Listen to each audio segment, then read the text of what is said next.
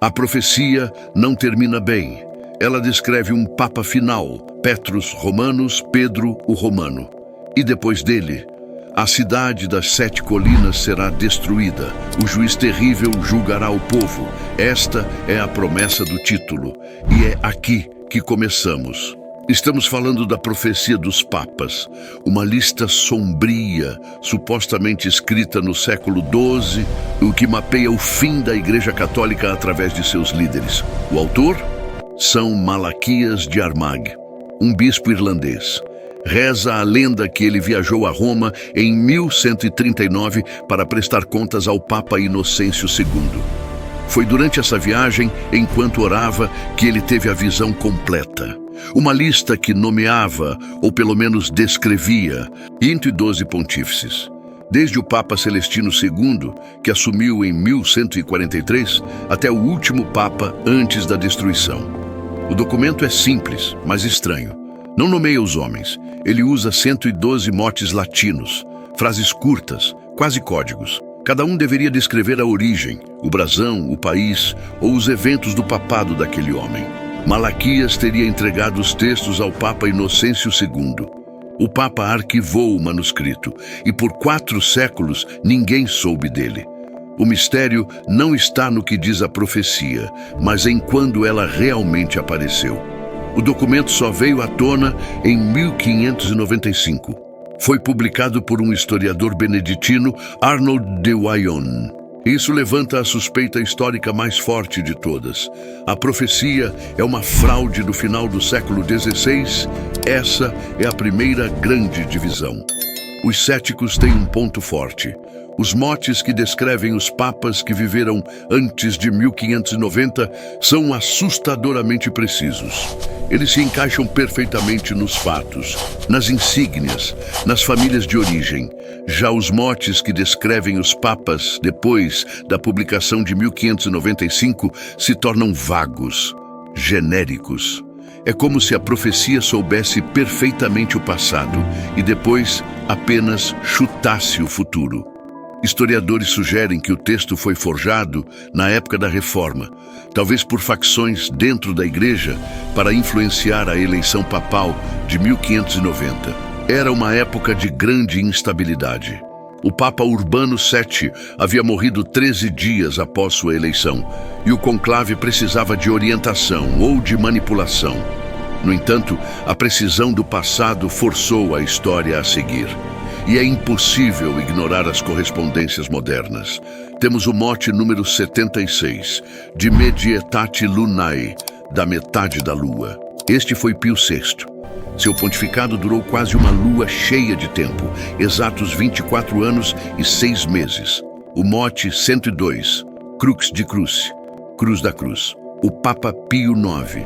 Durante seu reinado, o brasão de sua família, os Sforza, tinha uma cruz. Sua morte e a de seu sucessor, Leão XIII, ocorreu sob ataques políticos e perseguições.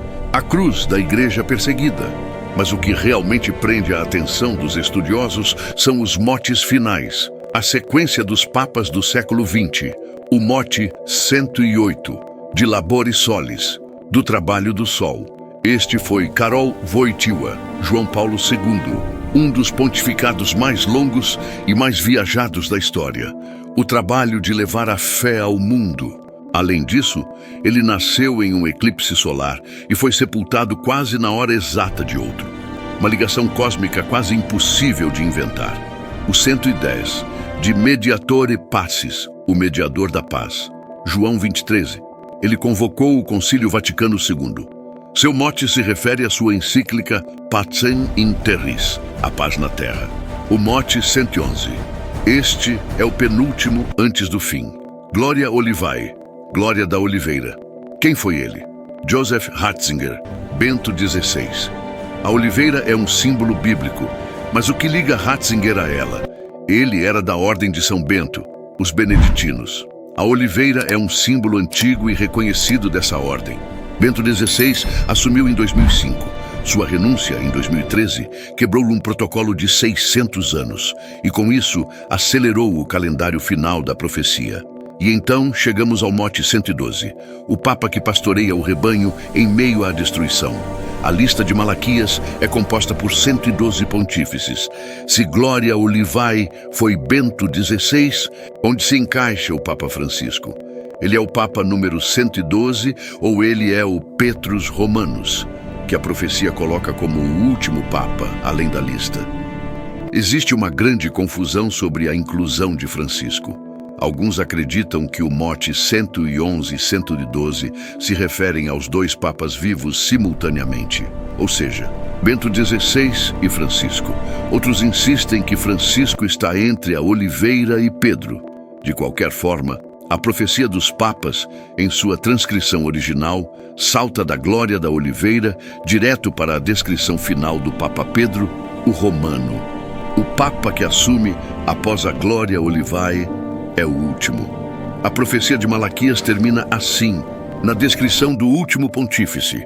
Na perseguição final à Santa Igreja Romana, haverá Pedro o Romano, que pastoreará seu rebanho em meio a muitas tribulações, findas as quais a cidade das 7 colinas será destruída e o juiz terrível julgará o povo. O pontificado de Francisco é marcado por divisões, escândalos e a erosão da tradição. Tribulações que se encaixam perfeitamente na descrição do último pastor. Se São Malaquias estava certo sobre João Paulo II e Bento XVI, então estamos no limite. Falta apenas um, o último Papa. O que isso significa para o futuro de Roma? E o futuro da Igreja? A lista de 112 acabou. Não há mais nenhum. O que vier agora é o fim.